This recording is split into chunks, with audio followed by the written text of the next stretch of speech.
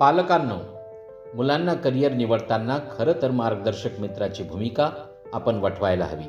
त्याच्या आवडीनिवडी, त्याची रुची, त्याची पसंती पालकांशिवाय आणखी कोणाला माहीत असणार?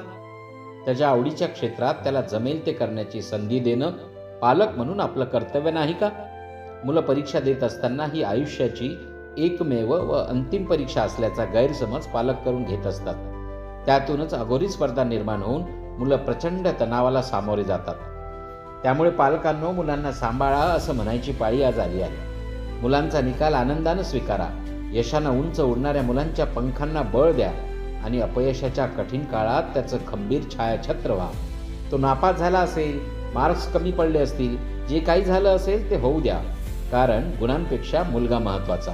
म्हणून मुलांशी बोला, त्याचं मन हलकं करा, त्यांना आधार द्या, काय हवं नको ते विचारा. इतरांशी त्याची तुलना करणं सोडा. त्याचं अपयश पचवा आणि त्यालाही अपयश पचवायला शिकवा. मुलांना सांगा, काही झालं तरी आम्ही तुझ्या पाठीशी आहोत. ही एकच परीक्षा नाही, आयुष्यात अनेक परीक्षा आहेत. आपण दुसरा प्रयत्न करू.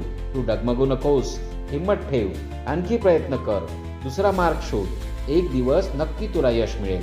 परीक्षा आणि या यशापेक्षा तू आम्हाला महत्त्वाचा आहेस ही बाब त्याच्या मनावर बिंबवा. गाणी, गप्पा, गोष्टीतून मुलांचं मन जिंका. त्यांना वेळ द्या, त्यांच्यासाठी वेळ काढा. त्यांच्या छोट्या छोट्या यशाचं कौतुक करा, त्यांचं यश साजरं करा. मुलांच्या छोट्या यशाचंही मोठं सेलिब्रेशन करा. मुलांचा निकाल काहीही असो, सेलिब्रेशन हे व्हायलाच पाहिजे.